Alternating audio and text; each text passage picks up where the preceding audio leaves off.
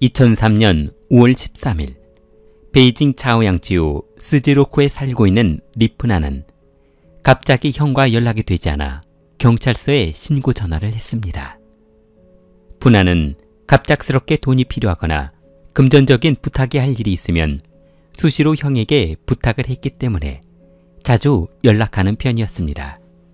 형은 1999년에 가족의 반대에도 불구하고 북경의 한 건물을 임대해 목욕탕을 열었는데 걱정했던 것과는 다르게 오픈하고 얼마 후 돈을 조금 벌더니 나중에는 직원 100명을 거느릴 정도로 성공해 집안 어르신들은 형이 돈을 쓸어 담는다며 칭찬을 아끼지 않을 정도였습니다. 보일러실 직원 5명, 세탁실, 카운터, 세척실 등 남탕과 여탕 2곳에서 직원들을 고용했으니 그 많은 인원을 고용할 만도 했습니다. 그런데 그렇게 잘 나가던 형 사업에 엄청난 사건이 벌어지고 말았습니다. 어찌 보면 형 사업장뿐만 아니라 전 세계가 공포에 떨어야만 했던 사스의 여파로 중국 정부에서는 전염병이 번지지 못하게 목욕탕이나 여관, 호텔을 강제로 문 닫게 했기 때문에 형의 사업장도 강제로 문을 닫아야만 했습니다. 만약 정부의 지시사항을 무시하고 강제로 영업을 강행한다면 영원히 교도소에서 나올 수도 없기 때문에 이런 상황에서는 항상 신중하게 정부의 지시를 따라야만 했습니다. 목욕탕이 문을 닫자 수십 명의 직원들은 짐을 싸 고향으로 돌아갔고 더 이상 도시에 정착할 수 없게 되자 아예 목욕탕 일을 그만두고 농촌으로 돌아가 농사나 짓겠다며 귀농하는 직원들이 대다수였습니다. 직원들이 모두 떠나고 결국 목욕탕에 남은 건 형수와 보일러 기사 그리고 청소 직원을 포함해 최소 인원 5명만 남아 있었습니다. 그렇게 돈이 많았던 형은 금고에 돈을 넣어놓고 필요할 때마다 꺼냈으며 목욕탕 안에서 숙식을 해결해야만 했고 사스가 종결되기만을 기다리고 있었습니다. 리프나는 형과 연락이 되지 않자 형이 운영하고 있는 파라다이스 목욕탕으로 직접 가보기로 했습니다. 목욕탕 입구에 선 리프나는 입구에 커다랗게 써놓은 글을 읽었는데 영업정지? 그런데 왜 목욕탕이 이렇게 어둡지? 형! 형! 형수! 형수? 아무도 없어요? 아이씨, 사람들이 좀 어디 간 거야? 푸나는 목욕탕 문을 살짝 열어봤습니다. 그러나 닫혀있을 것으로 생각했던 문은 힘없이 열렸고 혹시 내부에서 무슨 일이라도 벌어진 것은 아닐까 하는 생각에 쉽사리 안으로 들어갈 수가 없었습니다. 아무도 없어요? 아우, 이게 무슨 냄새야? 아우, 고양이라도 죽었나? 아우. 푸나는 구역질 나는 냄새를 맡으며 전등 스위치가 있는 곳을 찾아봤습니다. 아, 스위치가 어딨더라? 전등불이 들어오고 목욕탕이 밝아지자 사무실을 둘러본 후 목욕탕 안으로 들어가 봤습니다. 푸나는 고약한 냄새가 나는 쪽으로 걸어가 봤는데 여보세요? 여보세요?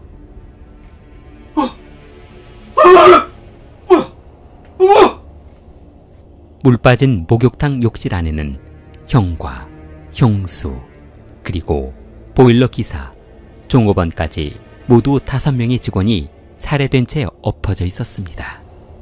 푸나는 너무 무서워 경찰에 신고하기 위해 재빨리 목욕탕을 나왔습니다.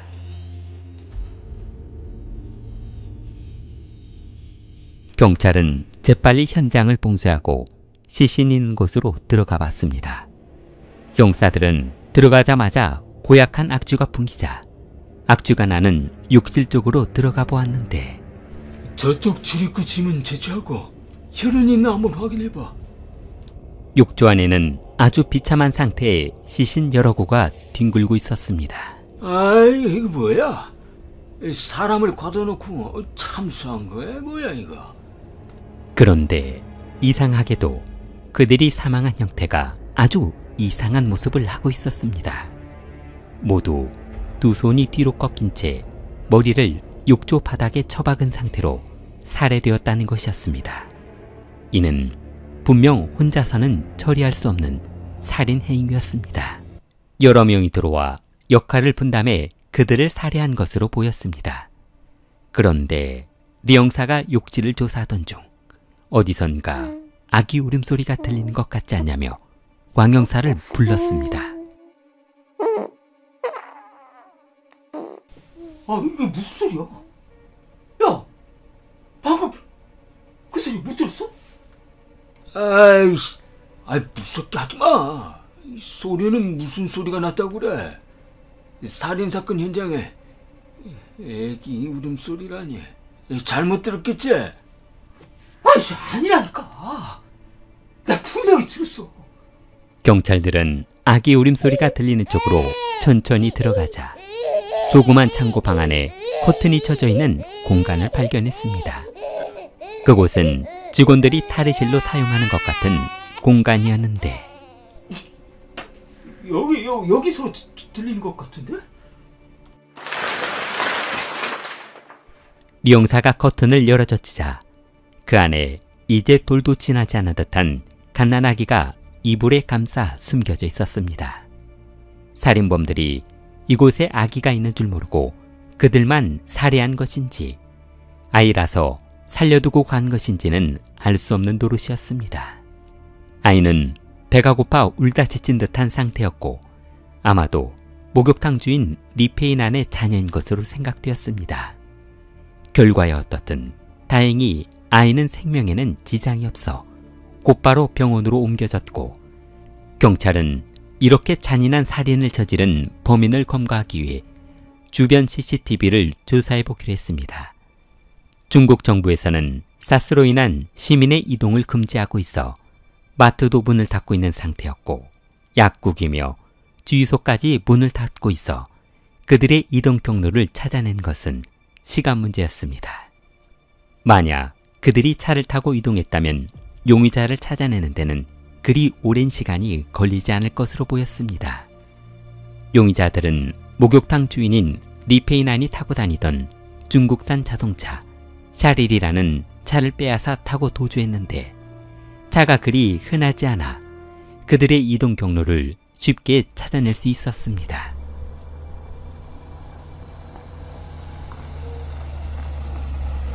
살인범을 추적한 지 얼마 지나지 않아 곳곳에서 목격자들의 전화가 걸려왔습니다. 용의자들이 타고 간 차는 북경의 외진마트 지하주차장에 주차되어 있었는데 경비원은 그날을 똑똑히 기억하고 있었습니다. 그날이 아마 14일 새벽이었을 거예요. 제가 왜 그날을 기억하냐면요. 원래 일반인들이 그 시간대는 마트에 들어올 수 없는 시간이거든요. 그런데요. 그 차 운전석에서 뚱뚱한 남자 한 명이 내리더라고요. 그러더니 잠시 있다가 뒷좌석에 타고 있던 두 명의 남성이 내리더라고요. 주위를 두리번거리면서 몰래 주차장을 나가길래 한마디 해주려고 했던 기억이 나요. 한마디 하시지 그랬어요. 그러다가 얻어 터지기라도 날에는 저만 손해게요? 요즘 애들 그냥 놔둬야지. 그러다 큰일 나요. 주차요금만 몽땅 받으면 되죠. 경찰은 CCTV에 찍힌 용의자들의 인상착의를 확보한 결과 그들은 3인조로 떼를 지어다니며 강도짓을 일삼고 빼앗은 돈을 포커판에서 탕진하며 방탕한 생활을 하는 인물들이었습니다. 경찰은 용의자를 추적하던 중 우체국은행 직원으로부터 신고 전화를 받고 현장으로 출동했습니다. 신고 전화하셨다고요? 네, 5월 14일 오전이었어요. 수상한 사람이 은행에 와서 신고하게 됐죠. 야구 모자를 쓰고 얼굴에는 하얀색 마스크를 착용하신 남성이었어요. 큰 돈을 한 번에 인출해 가서 전화 한번 드리게 된 거죠. 얼마나요? 280만 원이야. 일반 직장인 월급 몇 년치를 찾아갔군요. 경찰은 은행에서 돈을 인출해간 통장의 이름을 확인하더니 이거 목욕탕에서 사망한 직원 이름하고 똑같은데요? 맞아요, 리베치. 당시 영상을 좀 볼 수 있을까요? 네, 그럼요. 경찰은 5월 14일 덩치가 큰 사람이 얼굴을 가리려 하얀색 마스크를 하고 야구 모자를 쓴 모습을 확인하고 쇼핑몰 주차장에서 경비원이 목격했다는 뚱뚱한 운전자와 비슷한 것 같아 프린터에 뽑아 경비원에게 보여주러 갔습니다. 자, 선생님, 이 사진 한번 보시죠. 그때 당시에 운전자가 맞는지 확인만 해주시면 됩니다. 맞아요. 이 사람 맞아요. 경찰은 차를 운전하고 간 사람의 신원을 확인한 결과 그는 왕찡칭이라는 남성이었는데 택시 운전수로 일하고 있는 비혼 남성이었습니다. 그는 1m 75에 상당히 뚱뚱한 몸을 하고 있어 비교적 쉽게 알아볼 수 있었습니다. 경찰은 그가 운전하는 택시에 손님인 척하며 탑승해 검거하기로 했습니다. 걸 부르셨죠? 어서 오십시오. 어디까지 모셔드릴까요? 일단 이 차오행로 란다우 따르샤에 있는 경찰서로 갑시다. 택시가 출발하자 택시기사에게 이것저것 물어보던 왕 영사는 그가 이번 살인사건의 용의자라는 확신을 가지고 리 영사에게 신호를 주었습니다. 수갑을 준비하고 있던 리 영사가 왕징칭의 손에 수갑을 채우고 차를 멈춰 세우며 사람을 이렇게 죽이고 태평하게 택시 영업을 하네. 간땡이가 부었구만. 리 영사는 수갑을 꺼내 그의 손목에 채웠습니다. 경찰은 왕징칭을 끌고 곧바로 취조실로 데려갔고 조사를 시작했습니다. 이거 놔요! 무고한 시민을 이렇게 막 다뤄도 되는 겁니까? 예? 야, 더 할 말 있어?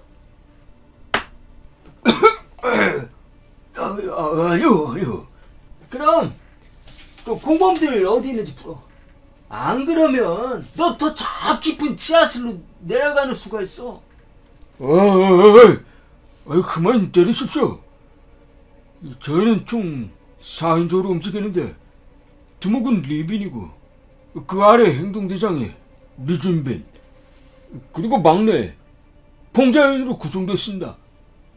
경찰은 왕징칭이 알려준 두목 리빈을 검거하기 위해 그의 집을 급습했으나 그의 아내는 남편이 그동안 강도짓을 하고 다니는지 전혀 알지 못하고 있는 상태였고 리준빈과 포커를 치러 나간 지 며칠이 되었다며 집에도 없다고 했습니다. 조직의 두목인 후이진보는 9년 전 길림성에서 살인을 저지른 후 가짜 신분증을 돈을 주고 사 리빈이라는 전혀 다른 사람의 이름으로 베이징에서 숨어 지내고 있었고 아내와 결혼 후 아이도 낳고 살고 있었던 것으로 밝혀졌습니다. 그는 북경으로 숨어 들어온 후 마땅히 할 일이 없자 도박판에서 세 사람과 친해져 강도 조직을 결성하게 되었는데 안전해. 우리 비록 도박판에서 만나서 우영제를 맺은 강도들이지만 우리는 죽을 때까지 같이 가는 거다. 그럼요, 형님. 형님, 그런데 말입니다요. 뭔데? 제가 자주 다니는 크리스탈이라는 목욕탕이 하나 있는데 말입니다요. 거기 사장이 돈도 엄청 많이 벌었지 말입니다요. 그런데 사스가 난리 치는 바람에 말입니다요.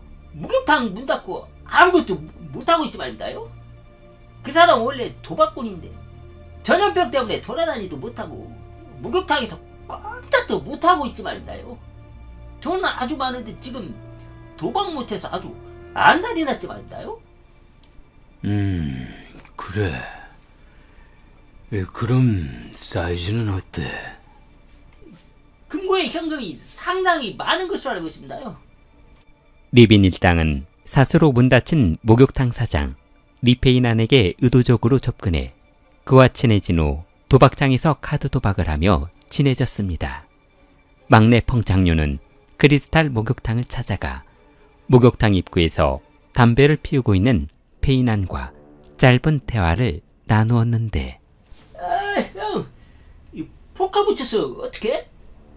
아우, 정말 그렇지 않아도 나 손이 끈질끈질해서 아주 미칠 것 같아. 어디 판 깔린 데 없냐? 펑장류는 목욕탕을 한번 둘러보더니, 형, 여기는 문 닫았어? 사스 때문에 아주 죽을 맛이야. 단속 걸릴까봐 저렇게 불 꺼놓고 있다고. 팔이 한 마리 없어. 형, 그러지 말고 우리 도박장 같은 데 가지 말고 내가 친한 형들을 데려올 테니까 문 닫아놓고 여기서 게임만 하면 되겠네. 어차피 출입하는 사람도 없구만. 그래. 어때? 리페인안은 목욕탕 안에서 숙직하며 생활하는 직원들과 아내가 신경이 쓰여 잠시 생각에 잠기더니, 그래. 아니 어차피 목욕탕 문 닫아서 들어올 사람도 없으니까 그냥 여기에다 판 벌리고 여기서 포커 치자. 내가 포커 책상이랑 의자 세팅 다 해놓을게. 그렇게 리빈과 일당은 리페인안과 친분을 쌓아 아무런 의심 없이 목욕탕에 출입할 수 있게 되었고, 포커를 치며 페인안이 방에 들어가 돈을 가져오는 것을 보고 금고 위치를 알아낼 수 있었습니다. 귀금속이 어디에 있는지 직원들은 제압할 수 있는 사람들인지를 파악한 후 범행을 실행한 것이었습니다. 사람 죽기로 소문난 리페인안은 그들을 전혀 의심하지 않고 그저 좋은 사람들과 시간을 때우며 카드게임을 즐길 수 있는 친구들로 생각했습니다. 그러나 페인안의 생각과는 달리 리빈 일당은 강도 준비를 마친 5월 13일 범행을 실행하기 위해 칼과 밧줄, 강목들을 챙기고 있었는데, 형님, 그런데 말입니다요. 그 목욕탕에 사장 가족이 같이 살고 있지 말입니다요. 그 애기도 있고 웨이터도 15살짜리도 있는데 말입니다요. 이거 다 죽이는 것도 좀 그렇지 말입니다요. 이 자식이 아직 정신을 못 차렸구나. 너 지금 당장 나가서 돈 벌어봐. 너 같은 놈 누가 써주나? 우리같이 전과 있는 놈들은 아무 데서도 불러주지 않는다고. 증인 남기면 또 감방에 들어가야 하니까 절대로 흔적 남기지 말고. 알겠습니다, 형님. 예.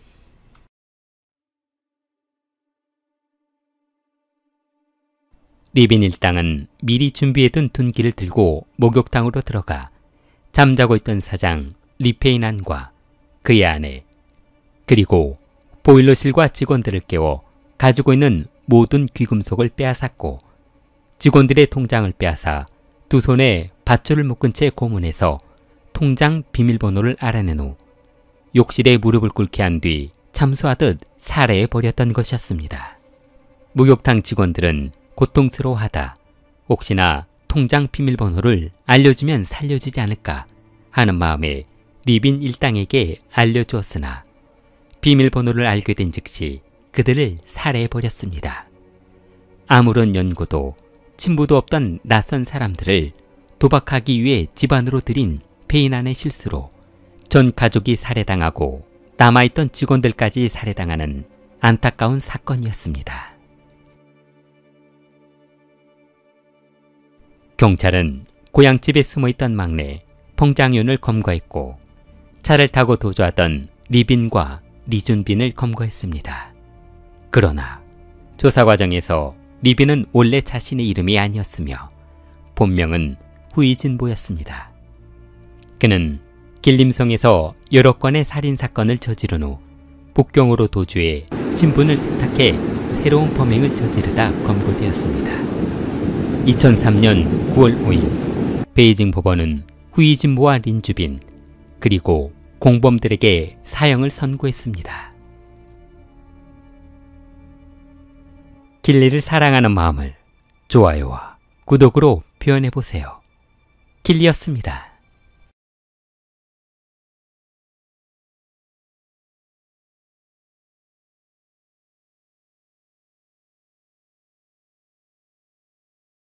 (2001년 3월) 중국 사천성 경찰서에 한 통의 전화가 걸려왔습니다. 그녀는 언니가 집을 나간 지 5일이 넘었는데 돌아오지 않고 있다며 혹시나 무슨 일이 생긴 것은 아닌지 걱정된다고 했습니다. 실종된 여성은 기혼녀로 남편과 딸이 있는 여성이라서 특별하게 장기간 집에 안 들어올 이유도 없을 것 같았습니다. 신고가 접수되고 얼마 후 사천성 강령강 대교 아래에서 물고기를 잡던 어부가 바다에 이상한 물건이 있는 것 같다며 신고했습니다. 경찰이 현장으로 달려가 배를 타고 강속에 있는 그물을 끄집어내 보았더니 그 안에는 도망난 여성의 시신이 가득 들어 있었습니다. 시신은 총 36개의 덩어리가 3개의 그물망에 나누어져 담겨져 있었는데 그물망 한 개당 약 12개에서 13개의 덩어리들이 나눠져 담겨 있었습니다. 경찰은 도망난 시신을 재빨리 육지로 옮겨 과학수사대로 보냈습니다. 그런데 시신을 부검하던 부검인은 시신을 보더니 아주 충격적인 말을 했습니다. 시신의 상태로 보아 여성이 사망하기 전에 토막을 내 살해한 후 무엇인가로 가공한 듯하다고 했습니다. 한마디로 살아있는 여성을 토막낸 후 삶은 것으로 보인다고 했습니다. 부검인은 토막나기 전에 이 여성이 얼마나 고통스러웠을지 짐작이 간다며 안타까워했습니다. 2001년 사천성 원시형 경찰서에 한 통의 전화가 걸려왔습니다. 여보세요? 경찰서죠? 네, 말씀하세요. 언니가 나간 지 한 5일 됐거든요. 그런데 아직까지 안 들어오고 있어요. 무서워 죽겠어요. 그녀는 언니가 집을 나간 지 5일이 지났는데도 돌아오지 않고 있다며 경찰에 신고 전화를 했습니다. 언니가 나간 시간 대충 몇 시쯤 됩니까? 그날 저녁 8시 조금 넘었어요. 그런데 얼마 후 어떤 여자한테 전화가 왔는데요. 언니가 성도에 잘 도착했어 있다고, 거기서 일하고 있다면서 걱정하지 말라는 등 그런 말을 남기고 전화를 끊어버렸어요. 예, 성도 어디에 있다는 말은 안 하고요. 네, 언니가 어디 있는지 물어보려고 하니까 딱 끊어버렸어. 경찰은 평범한 여성이 갑자기 실종된 것에 대해 이상하게 생각해 그녀의 진원을 조사해보기로 했습니다. 실종녀는 올해 39세인 여성으로 이름은 국리연이라는 여성이었습니다. 리연은 결혼 생활 동안 남편과 성격 차이도 있었지만 그래도 비교적 잘 지내고 있었습니다. 여동생의 증언에 따르면 아이 교육비 문제와 생활비 문제로 끊임없이 싸우다 남편이 폭행하는 바람에 중대 결심을 하게 되었다고 했습니다. 언니는 작년에 남편과 이혼 서류를 마친 상태였는데 두 사람 다 돈이 없다 보니 눈치만 보고 집을 나가지 않아 누가 먼저 나가라고 하는 사람도 없고 자발적으로 나가지 않아 그냥 한 집에서 살게 되었다고 했습니다. 그런데 정이 떨어진 사람들끼리 한 집에서 자주 마주치다 보니 감정이 격해져 더욱 싸움이 잦아지기 시작했고, 그러던 2001년 3월 22일 오전 야간 근무를 마치고 퇴근 후 집에 들어오던 슈에는 딸 얼굴이라도 볼까 하는 마음에 방문을 열고 집안을 둘러봤습니다. 그런데 안방에는 아내만 잠을 자고 있고 딸이 이미 등교를 마친 상태라는 것을 알게 되었습니다. 슈에는 일찍 잠을 자려 샤워를 마치고 작은 방으로 들어가려고 했습니다. 샤워를 마친 슈에가 작은 방으로 들어가려던 그때 안방 문이 열리며 아내가 화장실 가기 위해 눈을 비비고 나왔습니다. 슈에는 비록 아내와 이혼해서 한 집에 살고는 있었지만 혹시 모를 정이 남아있지 않을까 하는 마음에 리언을 꼭 껴안았습니다. 그러나 리언은 화들짝 놀라며 아니 지금 뭐하는 짓거리야? 나! 에이 자기야 미안해. 아 우리 그냥 이전 일은 잊고 다시 시작하자. 응? 이거 나 아니 그게 무슨 말이야? 나 이미 연길 씨랑 만나고 있는 거 몰라? 아이 알지. 아니 아는 사람이 그딴 소리를 해? 너 그 사람하고 아직 결혼식도 올린 것도 아니잖아. 잘 생각해보라고. 아 우리가 그동안 한 집에서 산 지도 10년이 지금 넘었어. 애 키우느라 정말 열심히 돈도 벌었다고. 돈을 벌어? 야, 뭐 얼마나 벌었는데? 아이, 그게 무슨 소리야? 아이, 그동안 돈을 벌었으니까 내가 번 돈 너한테 빌려준 거 아니야? 6,000위안. 6,000위안이라니? 아이, 그 돈은 그냥 당신이 나한테 위자료로 주고 퉁치기로 한 거 아니었어? 아니, 야, 그게 무슨 소리야? 그 돈은 분명 이혼 서류 다 마치고 법원 판결이 난 다음에 너하고 나하고 남남이 된 상태에서 내 돈을 빌려준 건데 위자료라니. 무슨 위자료라는 거야? 엄연히 빌려준 거지. 뭐? 빌려줘? 야, 그럼 차용증이라도 있어? 아 이건 또 무슨 소리야? 아니 그 당시에 서로 믿으니까 차용증 같은 거 안 쓰고 빌려줬지. 이럴 줄 알았으면 내가 그때 그 자리에서 차용증 쓰라고 했지 너한테. 아 차용증 없으면 저리 비켜. 화장실이 나가게. 아이씨 뭐야 이게. 야 너 혹시 그 돈 그놈한테 준 거냐? 리언이 아무 대꾸도 하지 않고 화장실로 들어가려 하자 야 말이 말 같지 않아? 슈에는 자신을 무시하는 아내의 행동을 참지 못하고 뒤에서 주먹으로 머리를 때렸습니다. 그러자 기분이 나빠진 리언은 뒤돌아서며 슈에의 따귀를 때렸는데 아! 야 남편 구실도 못하는 게 어디에서 돈 가지고 지랄이야. 몇 푼 안 되는 거 그냥 위자료 줬다 생각하면 될 거 아니야. 얼굴이 붉게 달아오른 슈에는 리언을 거실로 끌고 가 탁자 위에 집어던져 버렸습니다.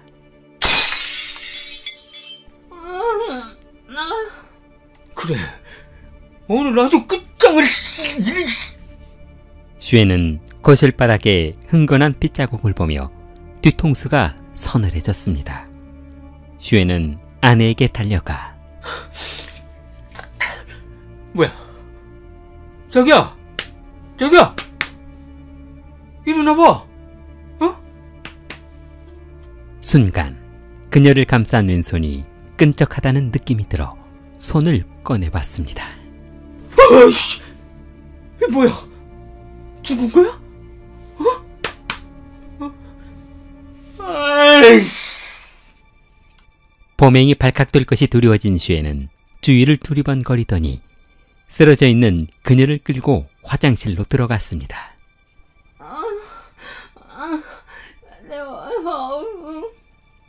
슈에가 리에를 화장실에 던져놓고 칼과 망치를 가지러 간 사이 그녀는 아직 의식이 있는 상태였습니다. 그러나 아내가 죽은 것으로 착각한 슈에는 공포에 질려 한시라도 빨리 아내를 처리하고 싶은 생각뿐이었습니다.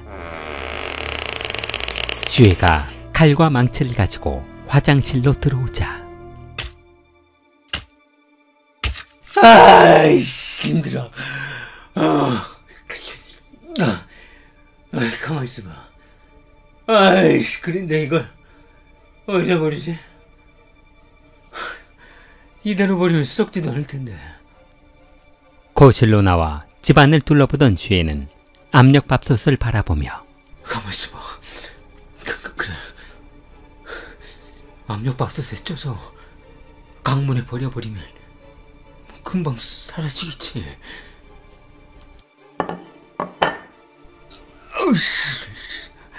아이씨, 힘들어.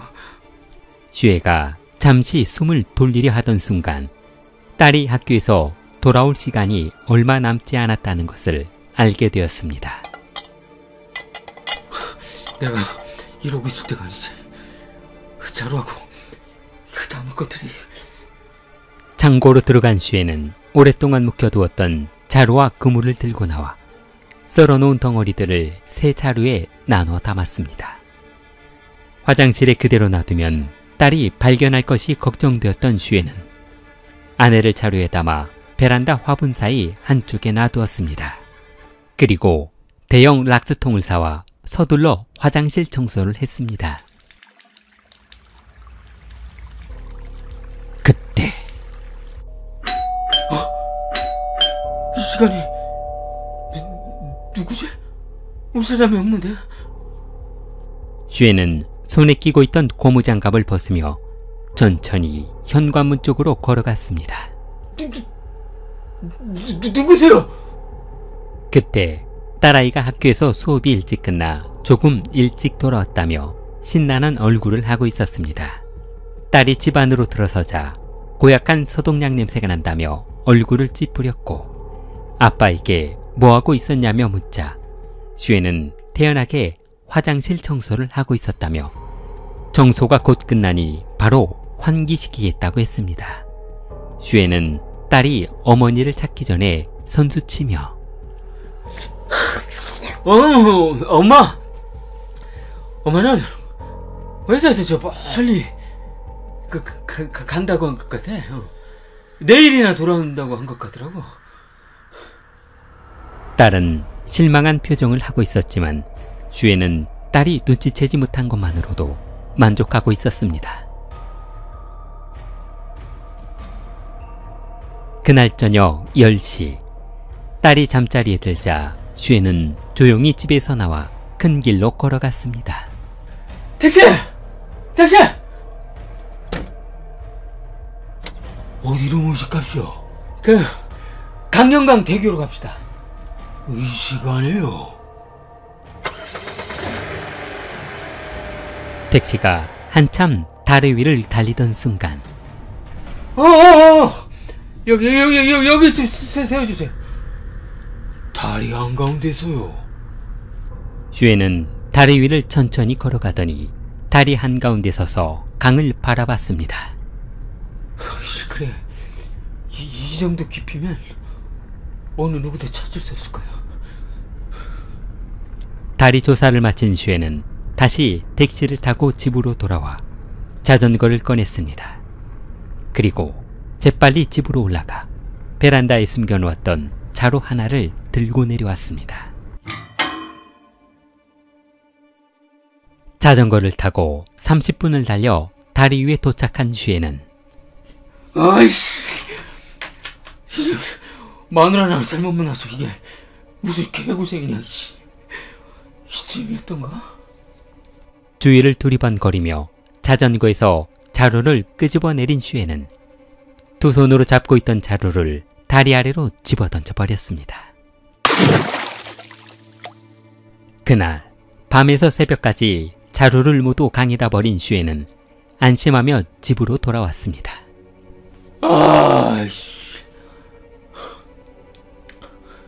아이씨, 그래. 이렇게까지 했으니까 절대로 못 찾겠대. 오전 8시 토막낸 시체를 강에 버리고 돌아오던 슈에는 맞다, 내장.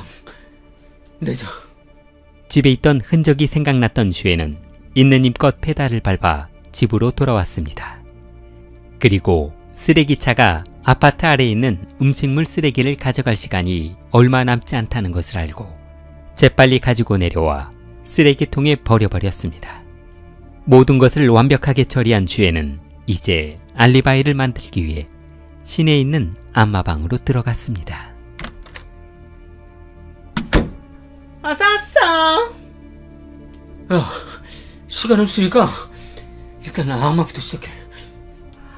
네네. 알았어요. 아마부터 시작하지. 그럼 뭐부터 시작해요? 안마가 시작된 지 5분 후. 아가씨, 이리 봐. 핸드폰 있지? 핸드폰 왜요? 잠깐만 씁시다. 줘봐. 통화만 하면 돼. 내가 전화를 걸어줄 테니까 전화기에 대고 뭐라고 하냐면, 됐어요. 제가 뭐하러 그런 짓을 해요? 돈 줄게. 야, 100원 주면 될 거 아니야? 그럼 뭔데요? 전화해서 리언이 친구인데 언니가 우리 집에 놀러와서 며칠 있다가 간다고 말해. 그리고 끊으면 돼. 그 전화 받는 사람이 여동생이란 말이야. 알았어요. 그러니까 자기 와이프 친구인 척 해달라는 말이잖아요. 안마방 도우미는 슈의 여동생에게 전화를 걸어 언니가 자기 집에 있는 것처럼 그녀를 안심시킨 후 전화를 끊었습니다. 슈에와 리언은 1984년 슈에가 전신전화국 근무를 하면서부터 시작되었습니다. 직장 내에서 성실하고 착하기로 소문난 그는 지인의 소개로 리언을 만나게 되었는데 두 사람은 만난 지 얼마 지나지 않아 사랑을 확인하더니 결혼하게 되었습니다. 그리고 딸을 낳아 행복하게 살고 있었습니다. 두 사람의 결혼 생활은 10여 년 동안 아무런 문제 없이 잘 지냈습니다. 그런데 리언이 친구들과 늦은 저녁까지 술을 마시고 캬바레를 기웃거리더니 조금씩 문제가 생기기 시작했습니다. 리언의 여동생은 얼마 전부터 언니가 형부와 싸움이 잦아지더니 이혼하고 오갈 곳이 없어 같이 살다 실종된 것 같다고 했습니다. 한동안 언니가 집에 돌아오지 않자 이상하게 생각한 여동생은 경찰에 실종 신고를 했고 경찰은 언니의 행방을 조사하던 중 최근에 여동생에게 걸려온 언니 친구라는 여성의 전화번호를 추적해 찾아가 봤습니다. 그런데 그녀는 언니 친구가 아니라 아마방 도우미였다는 것을 알아내고 도우미를 취조해 그날 손님의 부탁으로 전화를 걸어주었다는 사실을 알아냈습니다. 경찰은 슈에를 강력한 용의자로 보고 검거해 취조했습니다. 그러자 그는 모든 범행을 인정하며 아내를 집 화장실에서 도망낸 후 강에 버렸다는 진술을 했습니다. 그러자 경찰은 슈의 집을 급습해 화장실 변기와 세면대에서 리언의 혈흔과 유전자를 검출했습니다. 슈에는 이렇게 된 이상 더 이상 불안에 잠도 못 자고 고통스러워할 바에야 모든 것을 털어놓겠다며 그동안 있었던 일들을 모두 말해주었습니다. 그러니까 언제부터 시작된 겁니까? 그게 98년쯤인가 그 아내가 갑자기 외박을 하기 시작했습니다. 아내는 평소에도 딸 키우는 재미로 살고 있었는데요. 어느 날부터인가 친구들하고 춤추는 캬바레를 들락거리더라고요. 그러더니 그곳에서 시간 가는 줄 모르고 놀다가 들어오곤 했죠. 그럼 아내분이 그때부터 외도가 시작된 건가요? 예, 그때부터 집안에 조금씩 변화가 생기기 시작했죠. 99년 가을이었어요. 아내가 캬바레에서 7살인가 8살 어린 남자를 만나고 있다는 걸 알게 됐죠. 그럼 대화를 한번 해보시지 그랬어요. 그때는 이미 늦었어요.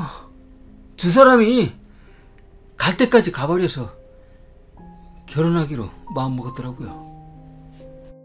두 사람은 사건 발생 1년 전인 12월에 이혼 수속을 마치고 따로 살기로 했으나 두 사람 다 형편이 어렵다 보니 집을 사서 나가지 못하고 같이 살게 되었습니다. 그러다 보니 공동으로 사용하는 전기료며 수도료, 관리비 문제로 싸움이 끊이지 않았고 슈에는 리언이 근무가 없는 날 재결합 문제로 다시 한번 만나 대화를 해보자고 했으나 그녀는 단칼에 거절하며 선을 그어 슈에의 자존심을 상하게 했습니다. 그날 슈에는 아내가 더 이상 자기에게 돌아올 마음이 없다는 것을 알게 되었고 범행을 결심하게 되었습니다. 사천성 법원은 슈에에게 사형을 선고했습니다. 길레를 후원해 주시는 멤버십 여러분에게 감사의 말씀을 드립니다. 길리를 사랑하는 마음을 좋아요와 구독으로 표현해보세요. 길리였습니다.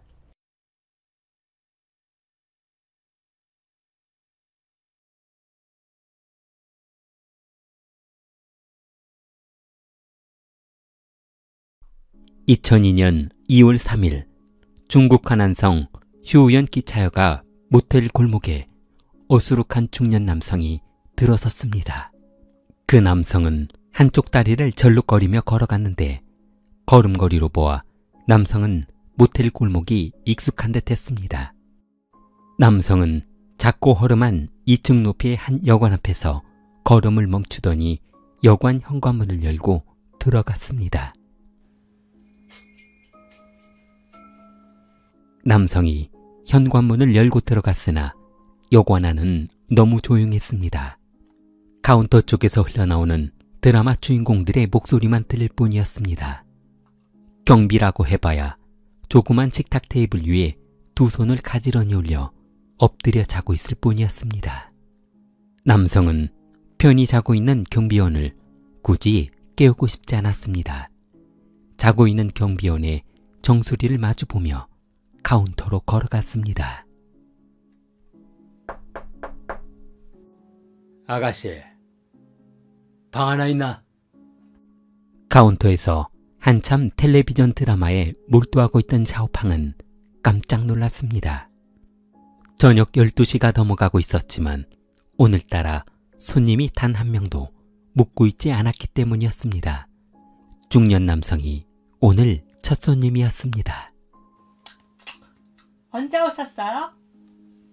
중년 남성은 카운터 아가씨의 물음에 답을 하지 않고 고개를 카운터 방 안으로 들이밀며 카운터 방 안을 두리번거렸습니다. 재미있나 봐요.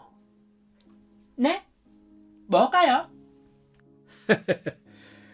드라마가 재미있나 보다 하고 묻는 거예요. 시에펑은 중년 남성이 그 전에도 몇 번 묵었던 손님이라서 친근하게 보이려고 그러나 보다 생각하며 네? 이 시간에 시간 때우기 좋으니까요. 시에펑은 숙박장부를 내밀며 숙박부에 성명하고 주소, 신분증, 번호 좀 적어주세요. 양지청은 그녀가 내민 숙박부에 신분증을 올려놓고 신분증 번호를 적었습니다. 숙박부 작성을 마친 양지청은 카운터 쪽으로 숙박부를 밀어넣으며 자, 여기 신분증하고 숙박부.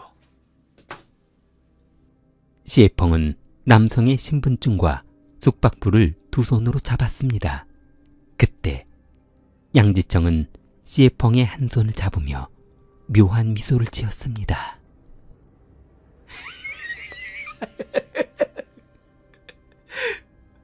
아저씨하고 한번 할까? 예? 그게 무슨 말씀이세요?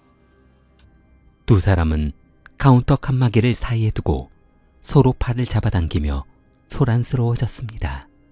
고성이 오가자 입구 앞에서 자고 있던 경비원 한씨가 깨어났고 깨어난 한씨를 지켜보던 양지청은 아무 일 없다는 듯 시에펑의 한쪽 팔을 잡고 있었습니다. 그 무슨 일이냐? 아유, 너 시끄러워서 이거 잠을 잘 수가 없구나. 아유. 그때 양지청은 주머니에서 지갑을 꺼내며 아가씨, 여기 봐요. 가서 담배하고 먹을 것 좀 사다 주라니까. 아이, 제가 이쪽 지리를 잘 모르잖아요.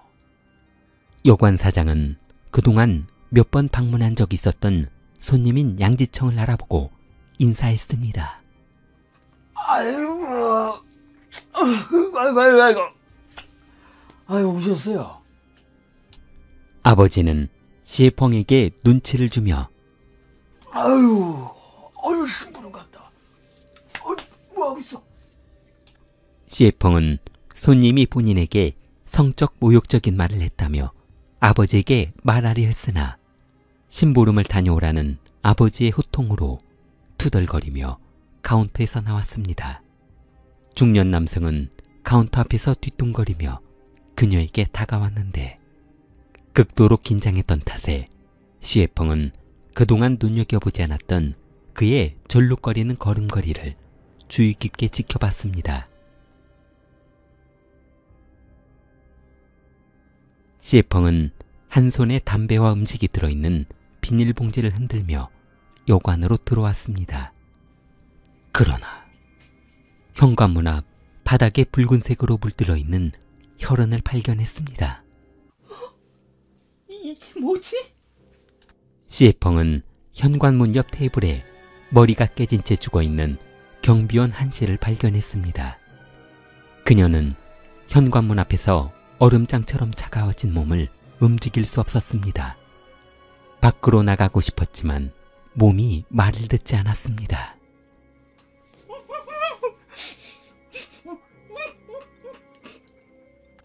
현관문 뒤에 숨어있던 양지청이 뒤에서 시애펑의 입과 허리를 움켜쥐었습니다.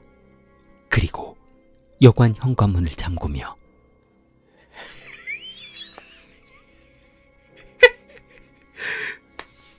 발부 좀 줘봐야 소용없어.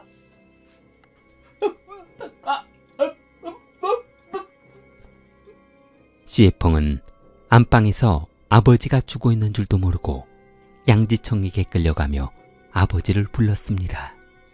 양지청은 눈물 흘리며 살기 위해 발버둥치는 시애펑을 절룩거리는 다리를 질질 끌며 여관방으로 들어갔습니다.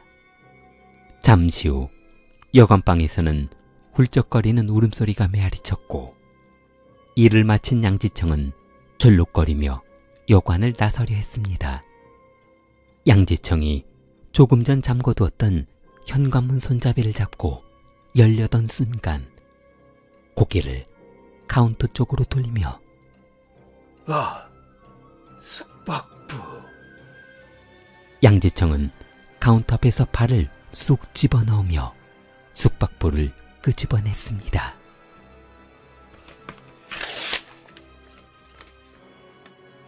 양지청은 본인의 흔적을 남기지 않기 위해 적어두었던 숙박부를 찢어버렸습니다.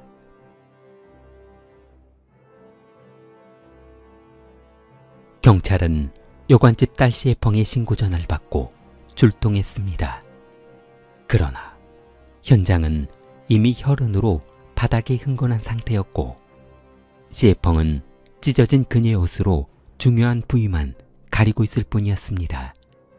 경찰은 현관문 손잡이에서 수십 개의 지문을 채취했지만 범인이 남기고 갈 만한 증거는 아무것도 발견하지 못했습니다. 반장님! 범인이 숙박부를 찢어가 버렸는데요. 그 기록만 남아있다면 용의자를 검거하는데 훨씬 수월할 것 같은데요. 숙박부를 뒤적거리던 반장은 찢어진 숙박부의 다음 페이지에 눌려져 있는 숙박 기록을 발견했습니다. 그리고 연필로 눌려져 있는 홈이 파인 부분에 천천히 문질러 봤습니다. 그러자 빼곡히 적힌 숙박자 명단이 드러났고 루 형사는 10여 명의 숙박부에 기록된 명단을 확보할 수 있게 되었습니다. 그날의 기억을 떠올리시기는 힘들겠지만 혹시 범인의 인상착의를 좀 말씀해 주실 수 있을까요? 그 아저씨는 전부터 저희 여관에 가끔씩 들리는 손님이었어요. 가죽 신발을 만들어서 파는 도매업을 한다고 아버지가 말씀하셨어요. 허름한 옷차림을 하고 있었고요. 그리고 난방 사투리를 사용했어요. 경찰은 숙박부에 기록된 주소를 바라보며 사냥시 왜 뭐라고 쓴 거야 이거? 소고로 32번지? 32번지? 경찰은 용의자가 남기고 간 주소로 향했습니다. 그가 남긴 주소가 진짜인지 가짜인지도 몰랐지만 일단 확인해보는 것이 중요했습니다. 하지만 사냥시에는 양지청이라는 사람은 존재하지 않았고 경찰은 수사 범위를 넓혀 여관에서 죄치한 용의자의 지문과 일치하는 이전 교도소 수감자들의 기록과 대조해보기로 했습니다. 그러자 10여 년 전 수감이 되었던 양지청이라는 사람 기록과 일치했는데 현재 중국 내에서 사용하고 있는 양지청이라는 사람과 인적사항이 일치하지 않았습니다. 아마도 신분을 세탁해 전혀 다른 사람의 신분으로 살고 있을 것으로 생각되었습니다.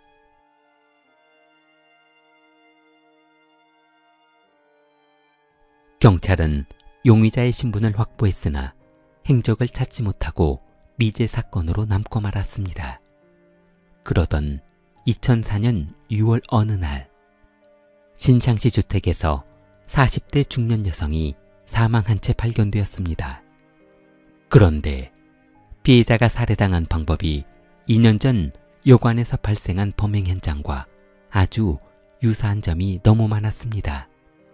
도끼를 범행 도구로 사용했다는 점과 주변인들이 목격한 용의자의 인상착의가 일치한 것이었습니다. 바로 절름발이었습니다. 경찰은 살해당한 여성의 집에서 액자에 끼워진 가족 사진으로 보이는 사진 한 장을 발견했습니다. 그런데 사진 속의 남편의 이름은 양지청이 아닌 왕미신이었습니다. 사진 속에는 다정한 부부의 모습이 담겨져 있었는데 경찰은 시에펑에게 사진 속의 남자가 아버지를 살해했을 당시 여관에 묵었던 사람인지 물어보았습니다.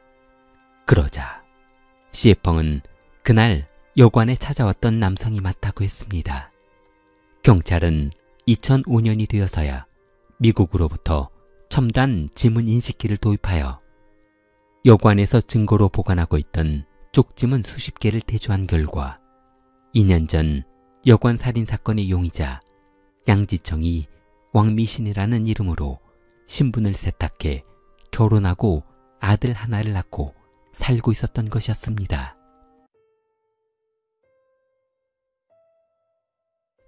양지청을 추적해 허난성 슈우현에서부터 찾아온 경찰은 얼마 전 신분을 세탁한 양지청이 절도 사건으로 검거되었다는 소식을 듣고 쉬창 경찰서로 달려갔습니다. 그러나 경찰이 도착했을 때는 양지청은 구금을 마치고 풀려난 후였습니다. 경찰은 양지청 검거를 코앞에 두고 놓치고 말았던 것이었습니다. 경찰은 어쩔 수 없이 포상금을 걸어 그가 거주하고 있는 일대에 현상금 수배 전단을 배포했습니다. 2005년 11월 21일 경찰은 30만 건의 제보 전화를 받으며 타이강 모텔에 전단지에 나와 있는 남성과 비슷한 절름발이 남성이 숨어있다는 신고를 받고 출동해 검거했습니다. 양지청은 2년 전 여관에서 훔친 다른 남성의 신분증을 이용해 슈시에지에라는 이름으로 살고 있어 그동안 경찰의 조사를 피해서 살 수 있었습니다. 그는 전과도 화려했는데 양지청은 21세부터 25세까지 폭행 사건으로 교도소에 수감이 되었다가 출소 후 30세의 나이에 또다시 강력범죄를 저지르며 징역 18년을 선고받아 48세의 나이에 출소한 것이었습니다. 그러나 출소 후 몇 년 사이에 또다시 여관 살인 사건을 저지르며 최후에는 사형을 당해 형장의 이슬로 사라지고 말았습니다.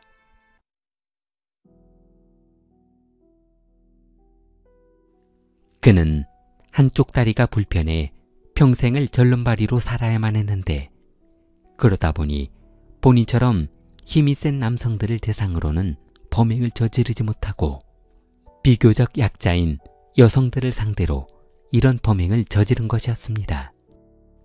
단 한 사람의 살인마 때문에 수많은 사람이 수십 년을 고통 속에 살아야만 했습니다. 양지청은 사형을 선고받아 그 다음에 사형당했습니다. 좋아요와 구독은 무료입니다. 킬리였습니다.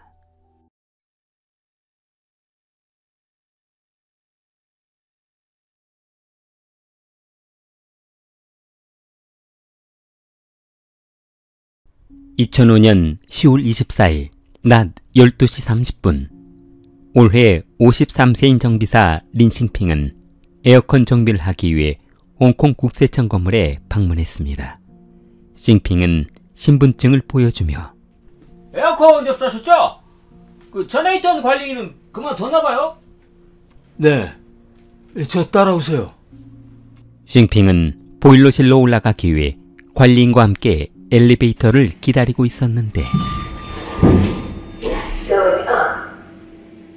그는 관리소 직원과 함께 33층 보일러실로 올라갔습니다. 보일러실 문이 열리자 이쪽으로 따라오세요. 뭐 에어컨 작동이 안 되는 거예요?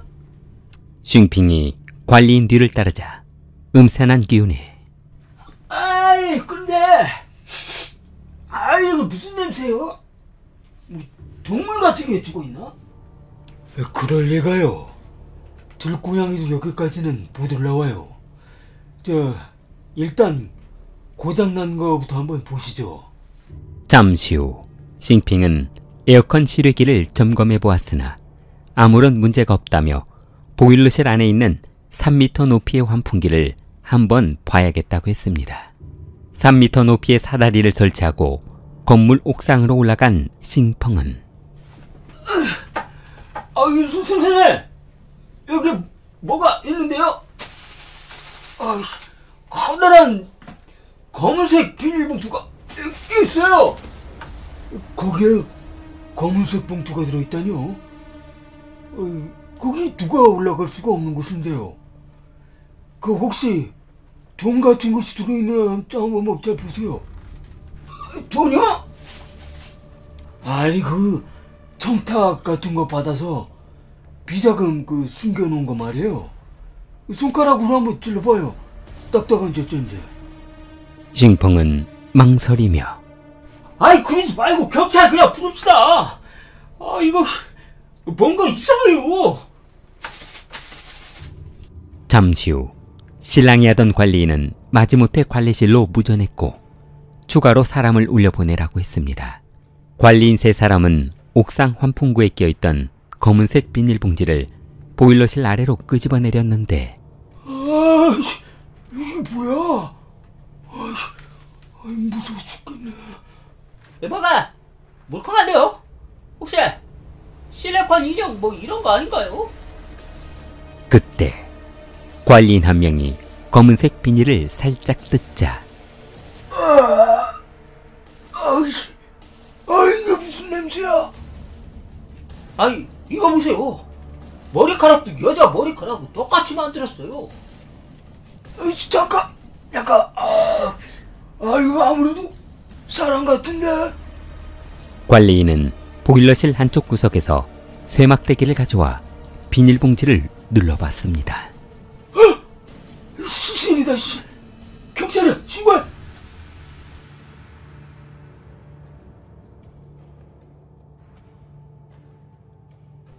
현장을 조사하던 경찰은 환풍기 위에 올려져 있던 시신을 부검실로 옮겨 확인한 결과 키 1m 55cm, 40세 전후의 나이에 긴 머리를 한 여성이라는 것을 알게 되었습니다. 고인의 시신은 상당히 훼손된 상태였는데 상처는 대부분 그녀의 목과 가슴 부위에 무엇인가로 긁힌 자국이 집중적으로 나 있었습니다. 결정적인 사망 원인은 오른쪽 가슴에 칼이 찔려 사망한 것으로 보였는데 아마도 누군가 그녀의 뒤에서 칼로 찔러 가슴을 관통한 것으로 생각되었습니다. 이거 시신 부패가 너무 심한데 몇 개월을 놔둔 시신치고는 부패가 급속도로 진행이 됐어. 아마도 환풍기가 들어가면서 시신 쪽이 열을 가다 보니까 외부 온도하고 한 10도 정도 차이가 나서 부패가 빨리 된 것으로 보입니다. 이거 부패가 심해서 얼굴이며 시신이 모두 뭉개져 버렸어. 진원을 확인하기 어렵겠구만. 반장님, 그런데 그 현장에서 발견된 시신 밑에 조그만 비닐봉투 하나가 발견이 된단 말입니다. 그 손목에는 롤렉스 시계를 차고 있었고 진주 귀걸이에 금목걸이를 하고 있는 것을 봐선 상당한 재력가인 것 같습니다. 그건 그렇고 부검 결과는 나왔나? 부검실에서 조사를 마치고 결과를 가지고 나온 주영사는 반장에게 서류를 전해주었는데 서류를 바라보던 반장은 이거 참 묘한 사건이구만. 저 여인 몸에서 화학약품 같은 성분이 검출이 되었어. 범인이 유전자를 없애려고 한 것 같군. 그리고 목에는 질식사한 것으로 보이는 목을 조인 흔적도 나왔고 말이야. 실질적인 사인은 칼에 찔려서 사망한 것이 아니라 목을 졸려 살해한 질식사란 말이지. 반장님, 그런데 말입니다. 그 범인이 왜 이런 곳에다가 시신을 놔뒀을까요? 금품을 노렸다면은 저 수백만 원짜리 롤렉스 시계하고 명품 귀금속을 저렇게 놔뒀을 리는 없었을 텐데 말입니다. 글쎄, 여기에다 놔둔 이유는 두 가지 중 하나겠지. 시신을 빨리 부패하도록 놔뒀거나 시신을 눈에 띄지 않은 곳에 버린 뒤 시간을 끌었거나 이 둘 중 하나가 아닐까. 경찰은 그녀의 신원을 확보하기 위해 홍콩 방송국에 시신이 발견되었다는 내용을 제보했습니다. 방송에서 고인의 신장과 인상착의 그리고 가지고 있던 소지품을 내보낸 결과 몇 시간 뒤 수많은 제보가 쏟아지기 시작했습니다. 주 홍콩 대구 부총영사 무이비제는 이 방송을 보고 얼마 전 10월 13일 오전에 실종된 태국계 중국인 여성 시에리핑과 매우 유사하다는 사실을 발견하고 경찰에 신고했습니다. 10월 25일 저녁 경찰의 요청으로 그녀의 여동생이 미국에서 홍콩으로 날아와 신원을 확인해 주었고 그녀의 가족들이 속속 홍콩으로 입국했습니다.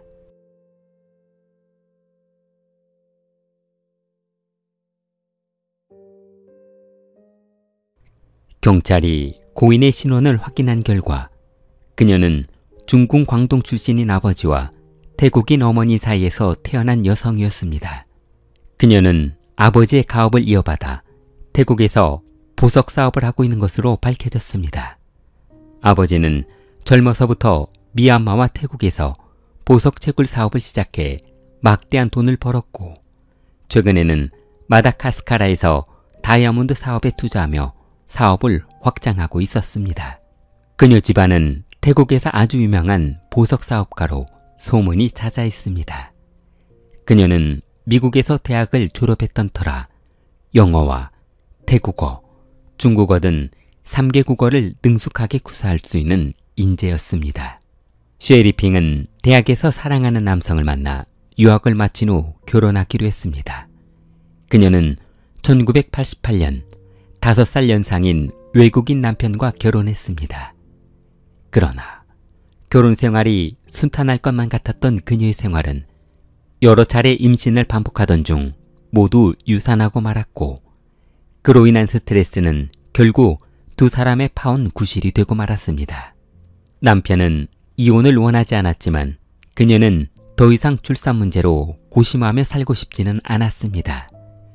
남편은 헤어지게 된 그녀를 원망도 해보았지만 소용없는 일이었습니다. 시에리핑은 이혼 후에도 남편에게 보석가게 하나를 장만해줘 생활하는데 문제없도록 했습니다. 그러나 그녀가 이혼하고 얼마 후 시에리핑의 아버지가 갑작스럽게 교통사고로 사망하는 사건이 발생했습니다.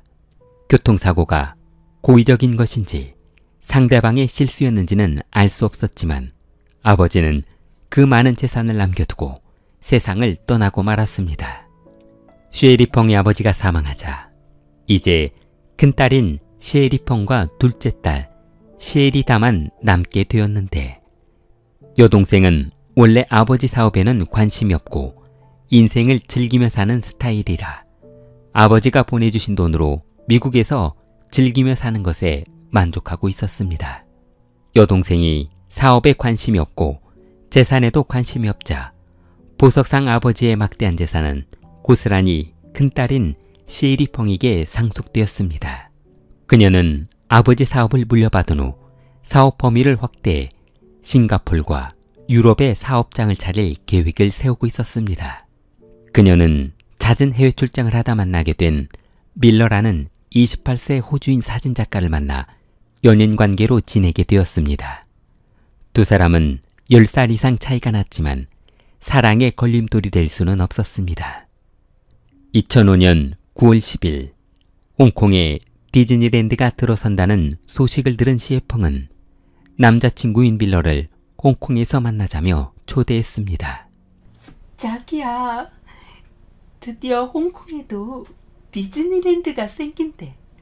10일에 개장한다니까 우리 개장일에 맞춰서 홍콩에서 한번 만나자.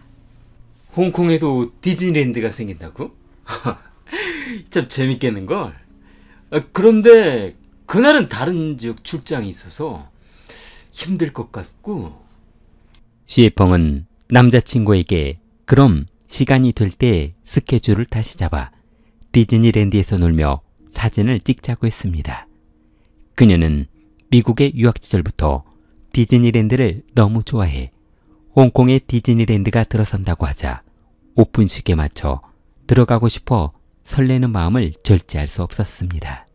그러나 남자친구는 10월 10일에 홍콩에 출장 가는 일이 있으니 그때 들어가면 어떻겠냐고 했고 그녀는 남자친구를 위해 오픈일 입장을 취소하기로 했습니다.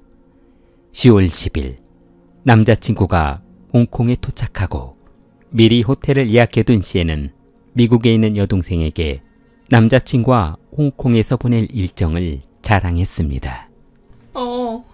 한 5일 정도 있으려고. 계속 디즈니랜드에만 있을 거야.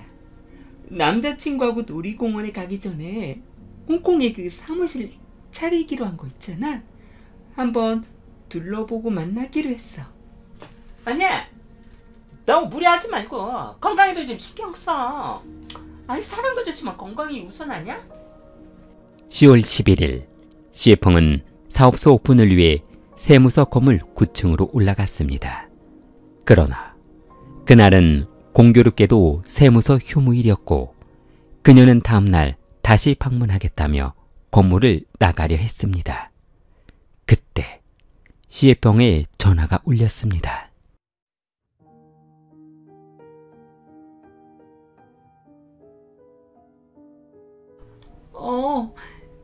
내일 다시 오라 그래서 돌아가는 길이야.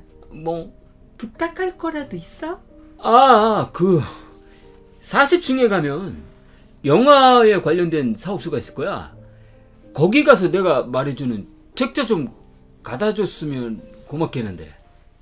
세무서 건물이 모두 닫혀 있어 40층으로 올라가지 못한 그녀는 다음날 다시 와야겠다고 생각하며 호텔로 돌아갔습니다. 10월 12일 오후 2시 시에펑은 남자친구 밀러에게 전화를 걸어 지금은 쇼핑 중이니 쇼핑을 마치고 책 찾는 것을 도와주겠다고 했습니다. 그러나 남자친구는 그날 이후 시에펑과 연락이 되지 않았고 여자친구가 걱정되었던 밀러는 주 홍콩 태국 영사관으로 가 도움을 요청했습니다. 영사관은 홍콩 경찰에 실종 신고를 했고 홍콩 경찰은 실종 신고를 접수받고 그녀의 출국 기록을 조사해 보았으나 선박과 항공을 이용한 출국 기록은 발견되지 않았습니다. 경찰은 실종 신고를 한 남성이 실종자의 남자친구라는 사실을 알고 10살이나 차이 나는 관계가 조금 이상하기는 했지만 크게 문제 삼지는 않았습니다.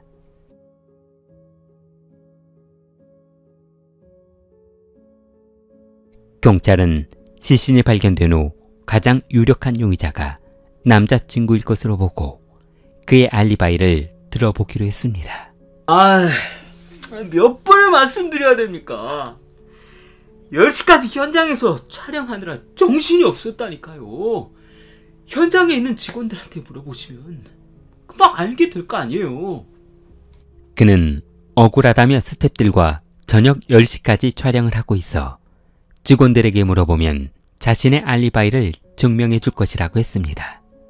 경찰은 그의 말대로 그때 당시 같이 작업했던 스태프들에게 물어본 결과 촬영 현장에서 촬영하고 있었다는 것이 증명이 돼 그를 일단 수사선상에서 제외하기로 했습니다. 이제 남은 건 전 남편만 남아있는 상태였습니다.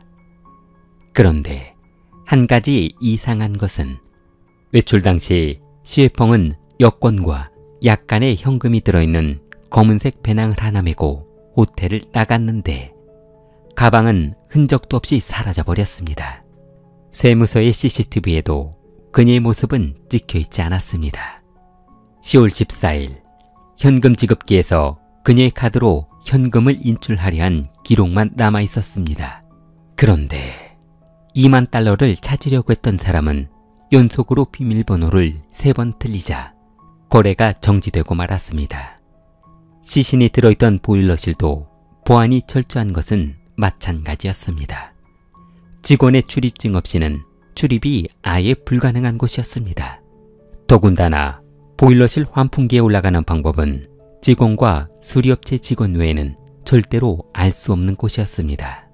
건물 내부에는 수십 개의 CCTV가 설치되어 있었는데 그 많은 카메라에 찍히지 않았다는 것은 있을 수 없는 일이었습니다. 경찰은 건물을 수색하던 중 아주 흥미로운 사실을 알아냈습니다. 직원 전용 엘리베이터에는 CCTV가 설치되어 있지 않았습니다. 그런데 왜 직원용 엘리베이터는 그 CCTV가 설치되어 있지 않은 겁니까? 그건 보안상의 문제이기 때문에 특별히 말씀드릴 수는 없습니다. 경찰은 분명 건물 내부자의 소행일 것으로 판단하고 추가 병력 30명을 추가로 배치했습니다. 그러나 경찰은 엄청난 병력을 투입하고도 아무런 성과를 얻지 못했고 사건은 아무런 성과 없이 3년이라는 시간이 흘러버렸습니다.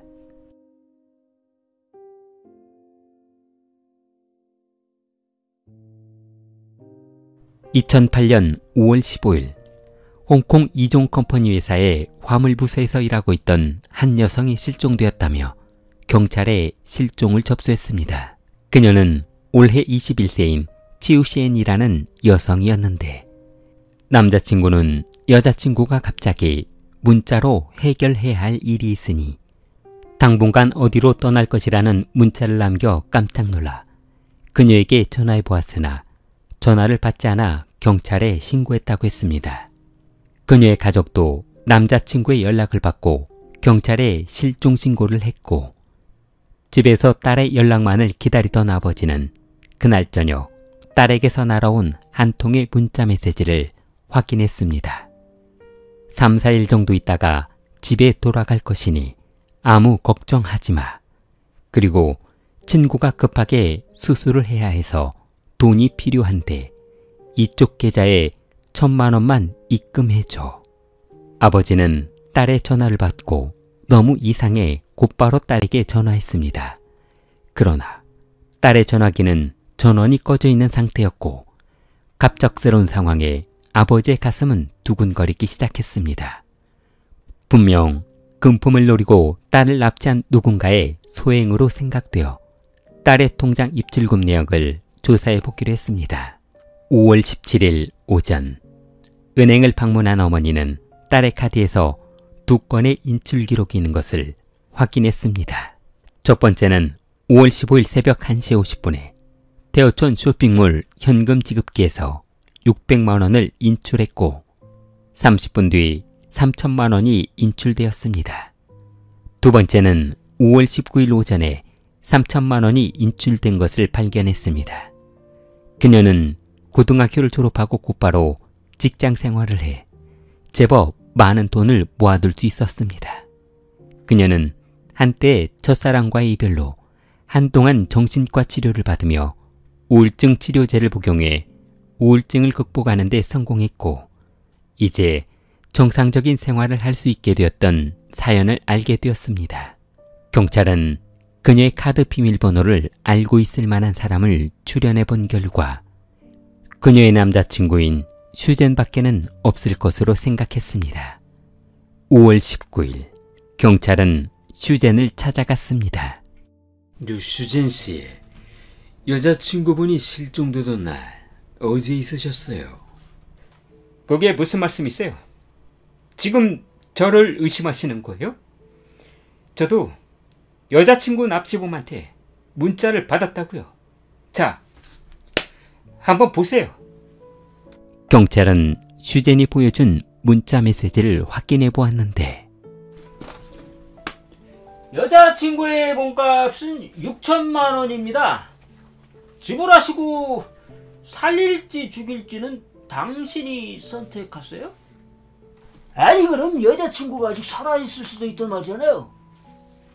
자, 그럼 일단 이렇게 해봅시다. 슈젠 씨가 납치범에게 일단 협상금을 지급하겠다고 하세요. 그럼 그쪽에서 연락이 올 겁니다. 슈젠이 납치범이 보낸 문자에 답장하자 며칠 후 납치범의 문자가 도착했는데 경찰은 문자를 보낸 발신지를 조사해 본 결과 타이포, 공포, 야마테이 등 3곳이었습니다. 경찰은 그녀의 전 남자친구가 배달 일을 했다는 점을 주목했습니다. 그의 주 배송지가 타이포, 공포 등의 지역이어서 그의 범행일 가능성이 커 보였습니다.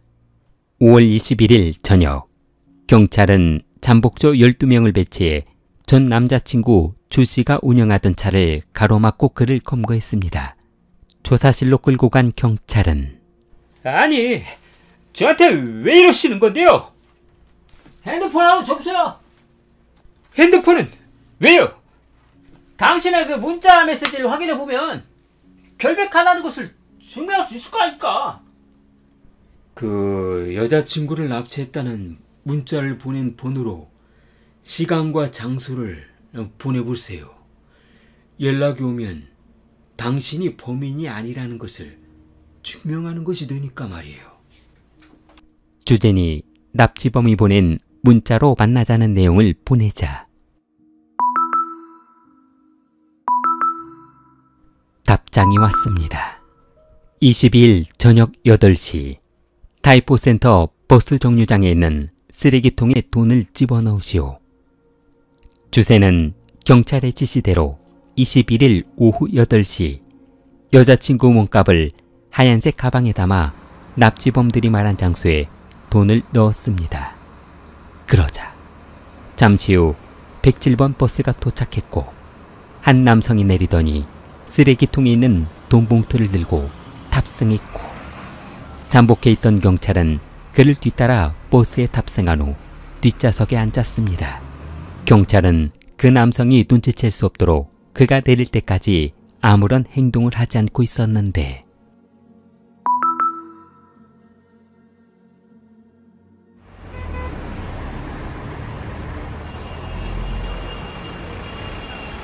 버스가 타이포 타이워 임대 아파트에 멈춰서자 버스 문이 열렸고 남성은 재빨리 버스에서 내려 아파트로 들어갔습니다. 그가 집으로 들어간 시각은 저녁 9시 50분.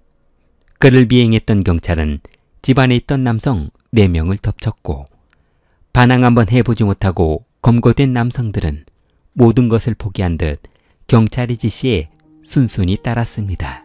경찰은 용의자가 거주하고 있는 집을 수색한 결과 실종되었던 지우 샤오엔의 휴대전화와 신용카드가 발견되었고 침대 아래에서 현금 2천만 원이 발견되었습니다. 경찰은 용의자 4명을 조사실로 끌고 갔고 그중 1명이 모든 범행을 인정하며 진술하기 시작했습니다. 그의 이름은 수진텅. 5남매 중 막내로 태어나 고등학교를 중퇴하고 마땅한 일자리를 구하지 못하다 냉난방 기술을 배워 건물 관리 일로 생계를 유지하며 살았습니다.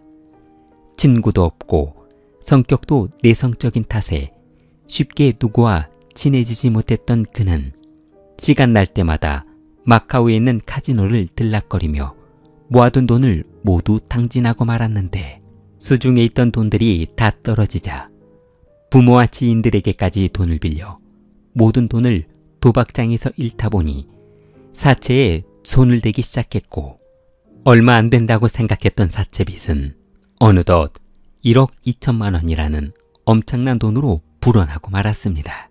수지텅은 2008년 4월부터 대부업체로부터 폭행을 당하면서 만약 그들의 돈을 갚지 못한다면 살해당할 수도 있겠다는 생각을 했습니다. 사채업자 돈을 상환할 방법을 찾아야 했습니다.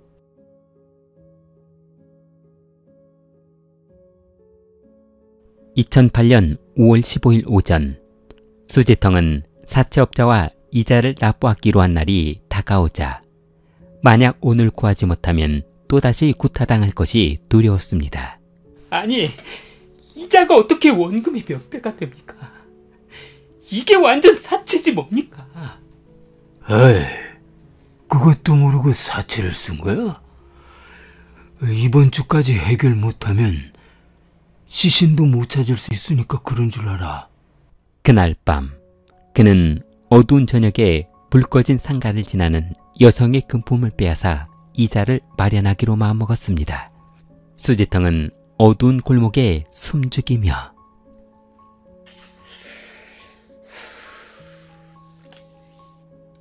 현금 지급기에서 돈 찾는 사람을 지켜보고 있었는데 그때 때마침 한 여성이 현금 지급기 앞으로 걸어갔습니다. 그녀는 명품 가방을 메고 있었는데 제법 돈도 많아 보였습니다. 어깨에 맨 가방에서 지갑을 꺼내 상당한 현금을 인출하는 모습을 보았습니다. 그녀는 바로 지우 샤오엔이었습니다. 수지텅은 그녀를 뒤따랐고 그녀가 어두운 골목으로 들어가자 기회를 놓치지 않고 준비해간 밧줄로 그녀의 목을 조른 후 카드 비밀번호를 알아냈습니다.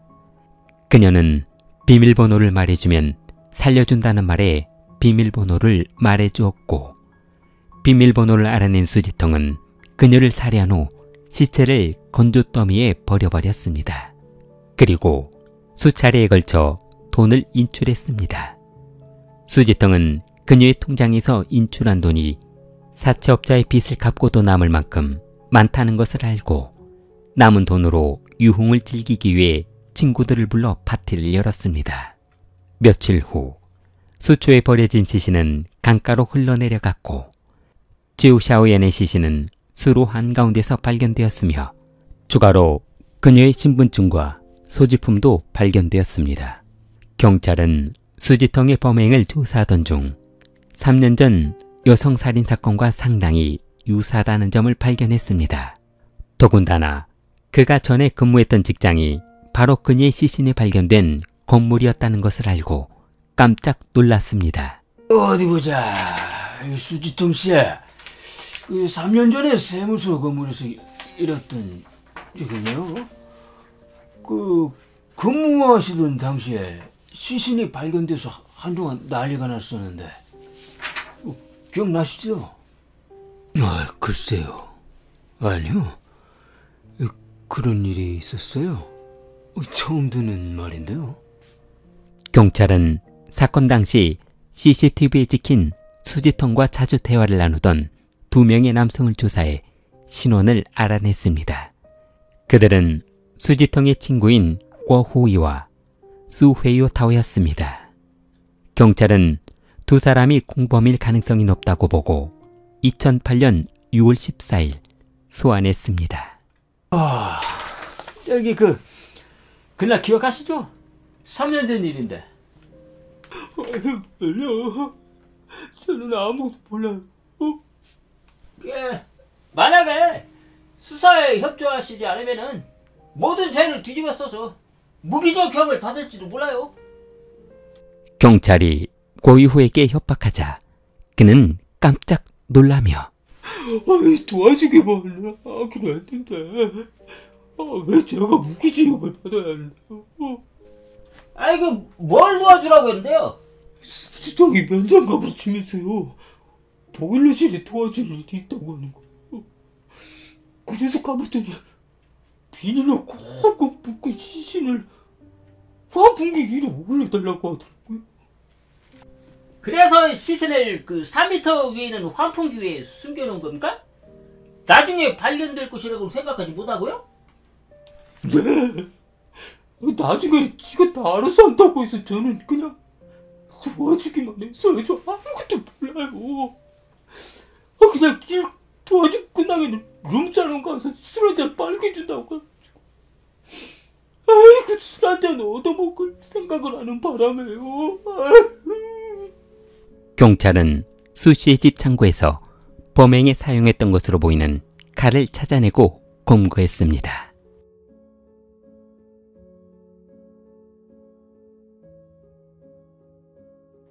(2010년 3월 30일) 홍콩 법원은 수지통에게 시에리펑과 슈양을 살해한 혐의로 종신형을 선고했습니다. 시에펑이 사망하고 모든 재산을 상속받은 여동생은 사업에는 관심 없다며 상속받은 모든 사업을 매각해 미국에서 행복하게 살고 있다고 합니다. 킬리를 사랑하는 마음을 좋아요와 구독으로 표현해보세요. 킬리였습니다.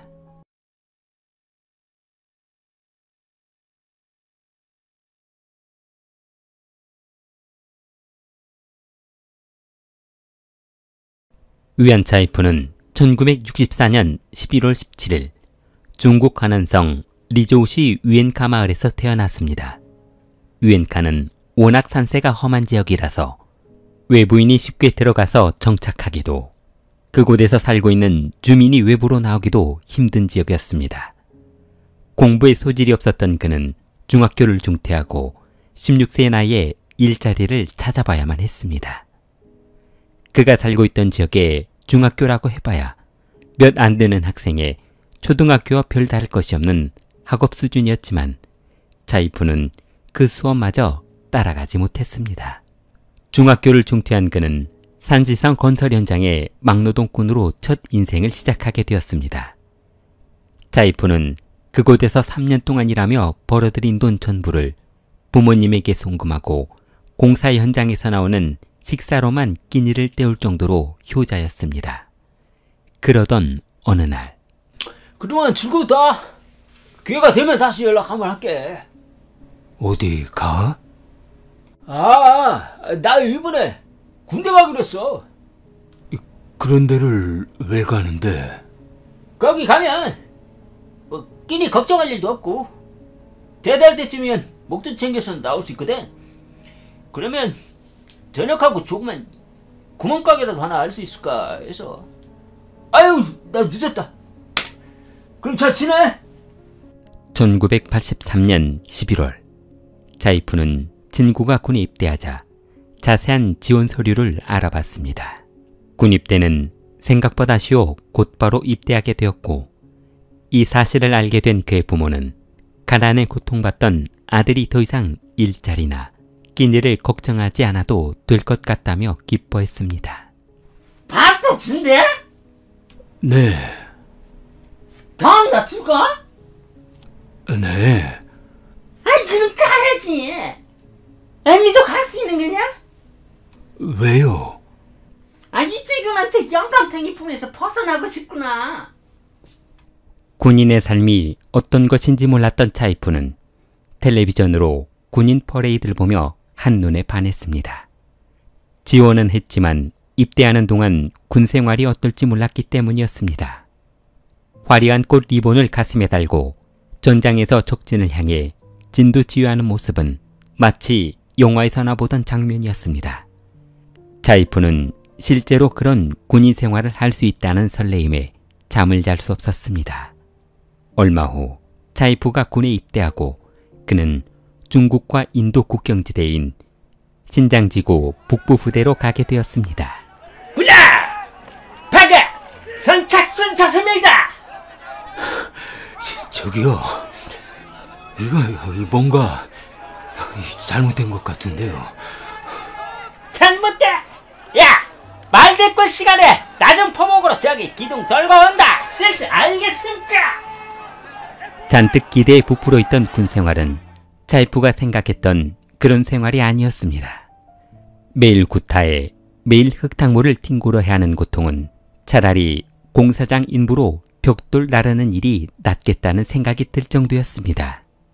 차이프가 경계를 섰던 지역은 인도와의 국경 지역이라서 하루가 멀다 하고 분쟁이 발생하며 수많은 사고가 발생하고 있었는데 그는 한 번 초소에 들어가면 하루 종일 있어야 하는 힘든 하루하루를 보내야만 했습니다.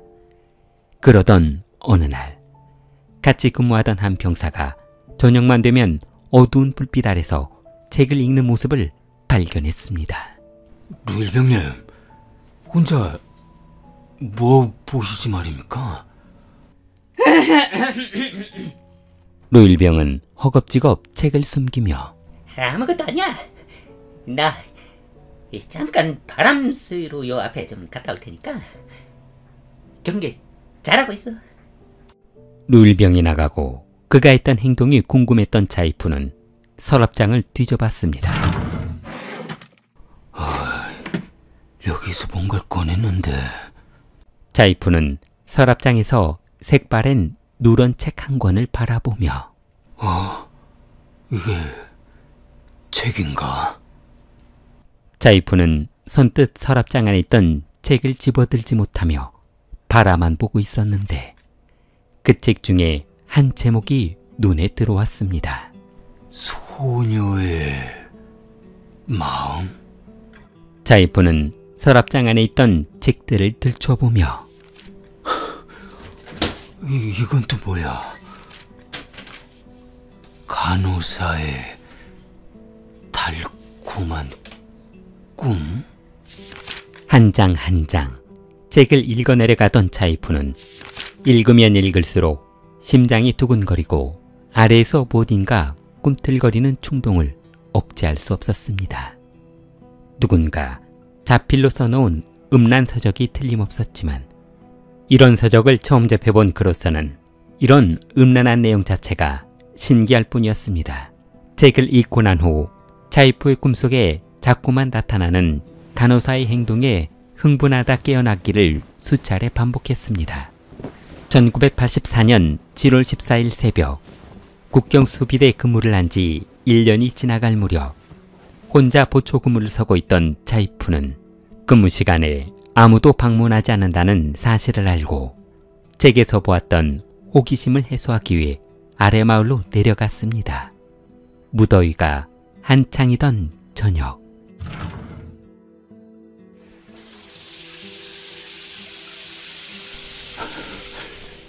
뭐야?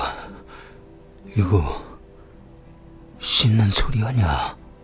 차이프는 샤워하는 소리가 들리는 쪽으로 조심스럽게 다가갔습니다. 그때 차이프는 이제 막 샤워를 마치고 들어가려는 여성의 뒷모습을 보았는데 그 모습은 태어나서 처음 보는 여성의 모습이었습니다. 여성은 잠옷으로 갈아입은 후 방에 불을 끄고 잠자리에 누웠습니다. 그녀의 야한 모습을 본 순간 차이프는 책으로만 보았던 남녀관계의 상황이 눈앞에 그려지기 시작했습니다. 아이씨, 미치겠네. 근무소로 부대로 돌아가야 하는데. 자이프는 인생에 단 한 번 있을지 모르는 기회라는 생각에 담벼락을 넘기로 결심했습니다. 그녀가 깊은 잠에 빠져들 때까지 기다렸다 집 안으로 들어갔는데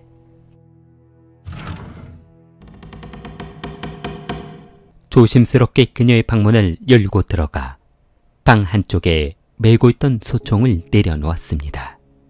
늦은 새벽이라 앞이 잘 보이지 않았던 그는 잠들어 있는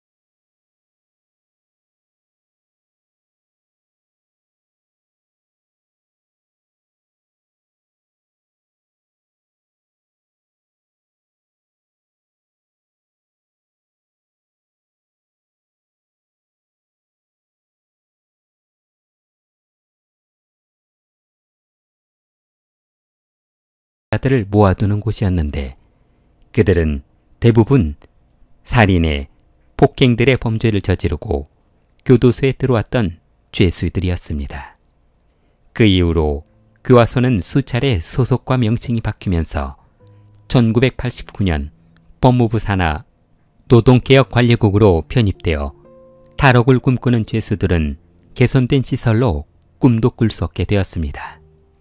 자이프는 성실하게 교도소 생활을 했던 터라 별탈 없이 지내고 있었는데 취사장에서 식사하던 어느 날 요리하던 중 취사병의 손가락이 절단되는 사고가 발생하고 말았습니다. 야! 뭐해! 빨리 병원으로 옮겨! 그날 이후 자이프는 손가락이 절단된 죄수는 치료를 위해 병원에 입원해 편하게 지내고 있다는 소식을 듣게 되었는데 뭐야? 그럼 손가락이 다 없어지면 치료될 때까지 병원에 있다가 일반 교도소로 보내주는 거야? 아이씨, 손가락이 없으면 노역을 못하니까 이놈들이 교도소로 보내는 거구나. 며칠 후 자이프는 주방에 있는 중식도를 들고 왼손 네 손가락을 모두 잘라냈습니다.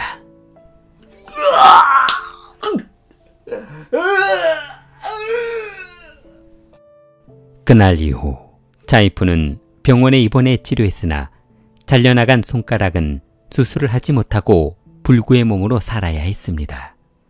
교도관들은 자이프에게 힘든 일은 시킬 수 없었고 모든 것이 계획대로 되고 있다고 생각한 자이프는 교도소로부터 새로운 보직을 명받게 되었습니다. 1992년 한 손밖에 사용할 수 없는 자이프는 목화장에서 목화 따는 일로 보직이 변경되었습니다. 그게 손 내밀어봐. 한 손은 손가락이 없어서 일하기 힘듭니다. 알았으니까 너는 물건 들고 나르는 일은 하지 말고 한 손으로 묶어놨다. 괜히 물건 나르다 쏟아버리면 상품 가치가 떨어지니까 말이야. 그 이후로 장애인 판정을 받은 자이프는 4번의 감형을 받아 징역 6년을 살고 출소하게 되었습니다. 1998년 5월 22일 출소한 자이프는 한 번의 실수로 자신을 억울하게 교도소에 들어가게 만든 여성들에게 복수하기로 마음먹었는데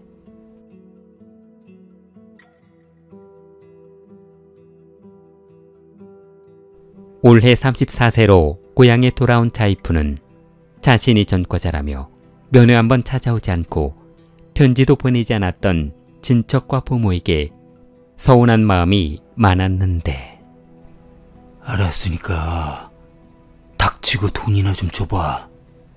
자이프는 불구가 된 손으로 부모에게 손 벌리며 아니 너 지금 나이가 몇인데 아직까지 부모한테 이렇게 손 벌리고 사는 게냐? 닥치고 돈이나 내놓으라고. 나 교도소 갔다 와서 성질 더러워진 거 몰라? 잠잘 때 확 불 한번 질러볼까? 알았다. 줄 테니까 제발 이상한 생각 좀 하지 마라. 애미가 아주 무서워서 살 수가 없구나. 그러길래 아들 방에 가 있는 동안 면회라도 한번 와보지 그랬어. 마을 사람들은 행여나 그를 마주칠까 두려워 땅만 보고 다닐 정도였습니다. 상점에서 물건을 훔쳐가도 보복이 두려워 신고도 하지 못하고 지켜볼 수밖에 없는 범죄자였습니다.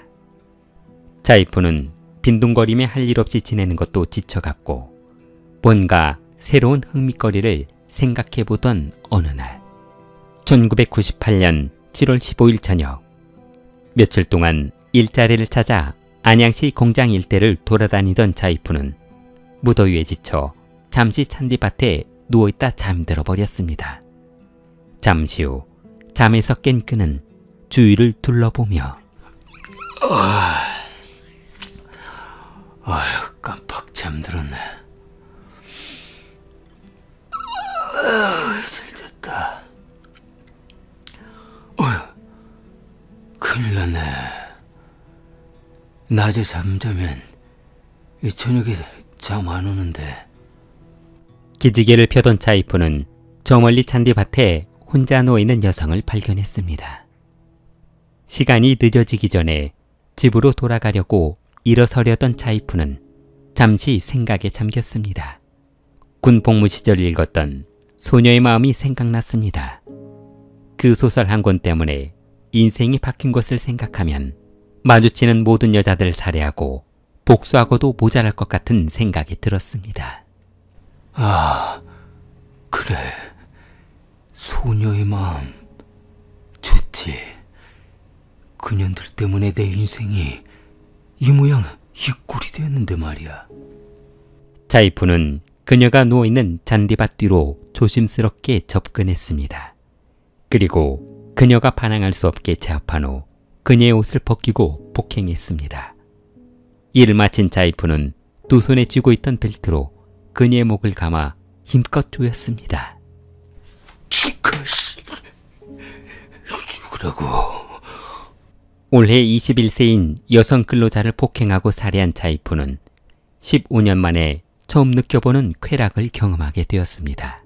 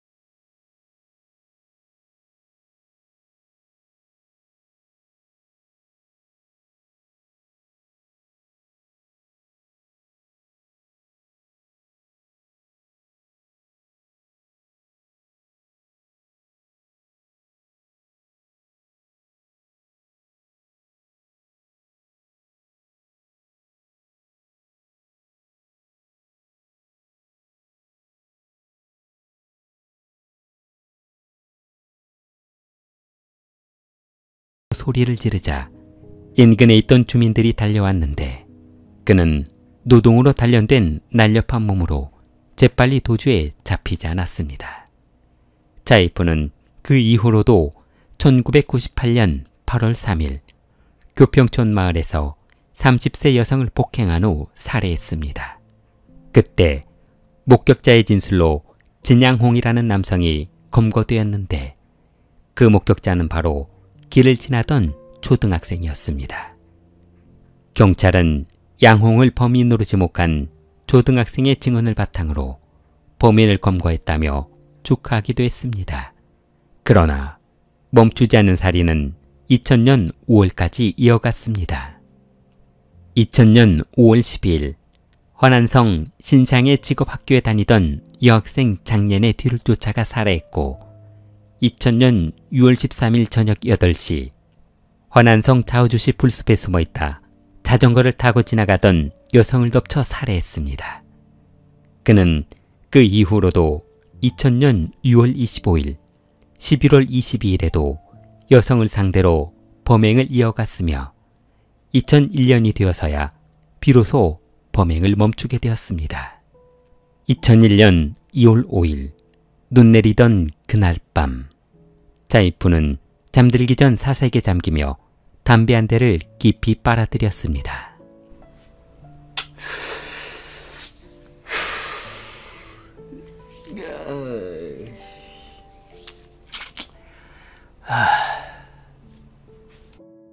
다음 날 아침 눈 덮인 산 풍경을 바라보던 그는 2001년 2월 6일 돌연 집을 나와 1시간 동안 산길을 걸어 란저우시 위안강 경찰서 앞을 서성이다 경찰서로 들어가 자수했습니다.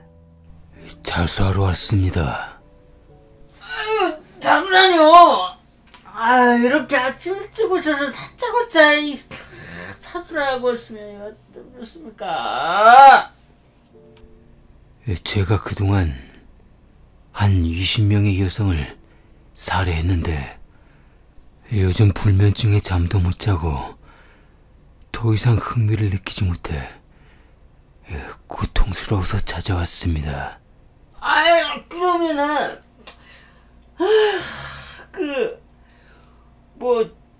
어떤 사건이 있었는지 구체적으로 설명이라도 좀 해줘야 찾든지 말든지 할 거 아닙니까? 1999년 내몽골, 산시성, 허난성 등 불숲에서 시신이 발견된 사건입니다. 저는 당장 시간 들어수가 유영사 뭐하고 있어? 당장 태어나니까 뭐하고 있어?